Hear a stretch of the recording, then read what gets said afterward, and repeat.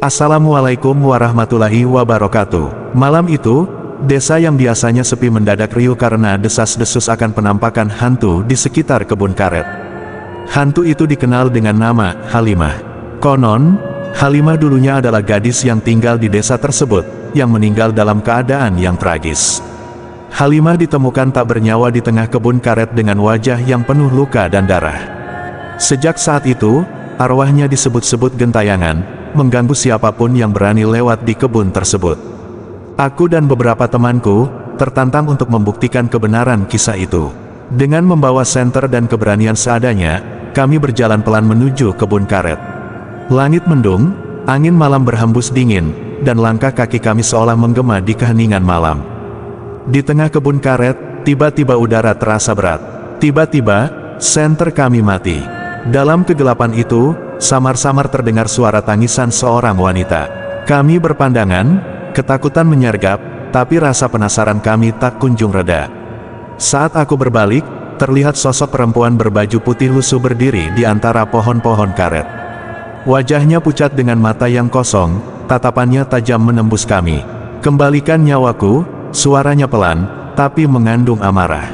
Salah satu temanku berteriak dan langsung lari terbirit-birit. Namun, aku merasa kakiku terpaku di tanah, tak mampu bergerak sedikit pun.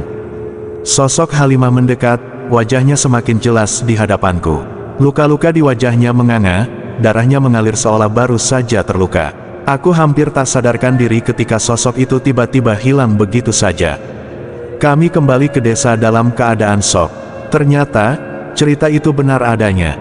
Hantu Halimah masih gentayangan, mencari keadilan atas kematiannya yang tak terpecahkan. Dan kini, desas-desus semakin kuat bahwa siapa saja yang pernah melihat Halimah akan dibayanginya seumur hidup. Sepulang dari kebun karet malam itu, aku masih merasa was-was. Meskipun sudah berada di rumah, bayangan wajah Halimah terus menghantui pikiranku.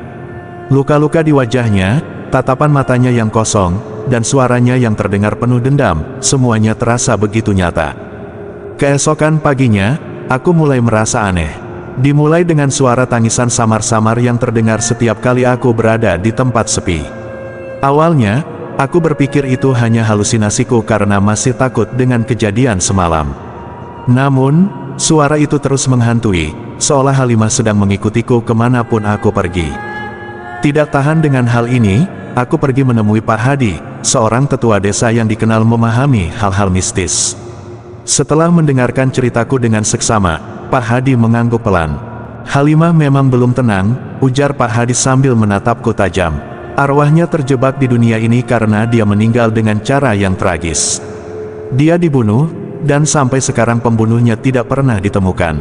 Itulah sebabnya dia gentayangan. Apakah ada cara untuk menghentikan gangguannya?" tanyaku dengan suara gemetar. "Ada, kau harus mencari tahu apa yang sebenarnya terjadi pada Halimah. Cari petunjuk di kebun karet, tempat dia ditemukan. Mungkin ada yang tertinggal di sana yang bisa membantumu menemukan kebenarannya," jawab Pak Hadi serius. Aku merasa ngeri mendengar saran Pak Hadi, tapi jika ini satu-satunya cara agar bisa lepas dari bayangan Halimah, maka aku harus melakukannya. Malam itu, dengan membawa beberapa teman yang juga penasaran, aku kembali ke kebun karet, kali ini dengan hati yang lebih berat. Di tengah kebun, kami menggali-gali tanah dan memeriksa sekitar tempat Halimah ditemukan dulu. Setelah beberapa saat, salah seorang temanku berteriak, "Hei, lihat ini." Dia menemukan sebuah cincin emas yang terlihat sudah berkarat. Cincin itu memiliki ukiran kecil berbentuk bunga, dan ketika kami lihat lebih dekat, tertulis nama Halimah di dalamnya. Kami semua merasa merinding. Apa mungkin ini milik Halimah? Saat kami memegang cincin itu, udara malam tiba-tiba berubah dingin, dan suara tangisan terdengar lebih jelas dari sebelumnya. Dari balik pohon, sosok Halimah muncul, namun kali ini tidak terlihat marah. Wajahnya tetap pucat dan luka-luka masih tampak, namun tatapannya terlihat lebih lembut. Dengan suara pelan, Halimah berkata, "Kalian telah menemukannya. Terima kasih." Kemudian sosoknya perlahan memudar, dan malam itu, suara tangisannya lenyap. Setelah kejadian itu, aku tak lagi dihantui. Konon, cincin itu kini disimpan di rumah tetua desa sebagai kenang-kenangan, dan kebun karet kembali tenang tanpa gangguan. Halimah sepertinya telah menemukan kedamaian. Setelah cincin Halimah ditemukan dan disimpan di rumah tetua desa, kehidupan di desa kembali normal. Tidak ada lagi cerita penampakan di kebun karet, dan tangisan misterius itu pun tak lagi terdengar. Namun, perasaan lega yang semula kami rasakan ternyata tidak bertahan lama. Beberapa minggu kemudian, Pak Hadi menemui kami dengan raut wajah serius. "Ada hal yang ingin ku beritahukan," ujarnya. "Setelah cincin itu ditemukan, aku mencoba melakukan ritual untuk memanggil arwah Halimah. Tapi ada sesuatu yang janggal.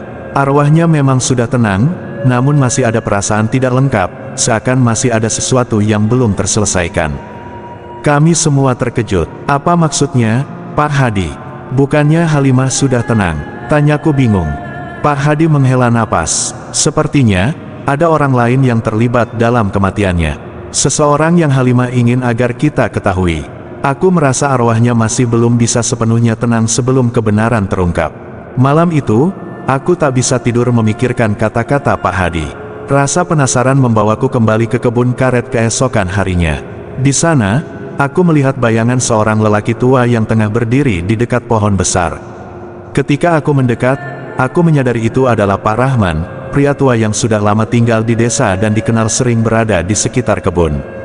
Aku mencoba bertanya padanya tentang Halimah. Awalnya, Pak Rahman terlihat enggan berbicara, tetapi setelah aku mendesak dan meyakinkan bahwa aku hanya ingin menemukan kebenaran, akhirnya ia membuka mulut.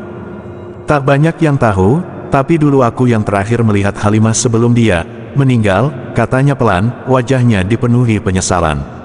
"Malam itu, aku melihatnya bertengkar dengan seseorang di kebun ini. Orang itu adalah Pak Surya, seorang pemilik tanah yang dulu ingin meminang Halimah, tapi ditolak mentah-mentah. Sejak saat itu, dia selalu dendam." Degup jantungku semakin cepat mendengar cerita Pak Rahman. Aku tak menyangka ada sisi kelam lain yang terlibat dalam kisah tragis Halimah. Dengan informasi itu, aku segera melapor pada Pak Hadi, dan kami berkumpul untuk mendiskusikan hal ini. Tak lama kemudian, desas-desus tentang keterlibatan Pak Surya menyebar di desa. Malam berikutnya, desa digemparkan dengan penampakan baru. Sosok Halimah muncul lagi, kali ini di dekat rumah Pak Surya.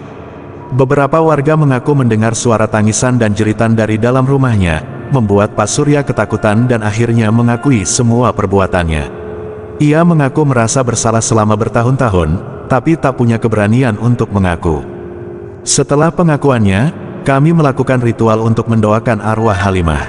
Dan kali ini, malam itu terasa benar-benar tenang. Tidak ada lagi suara tangisan, tidak ada lagi rasa takut di kebun karet. Kisah Halimah akhirnya menemukan akhir yang tenang. Sosoknya tidak pernah muncul lagi, seolah arwahnya telah mendapatkan kedamaian yang ia cari. Namun, bagi kami, kebun karet itu tetap menyimpan kenangan akan sebuah kisah kelam yang tak akan pernah kami lupakan.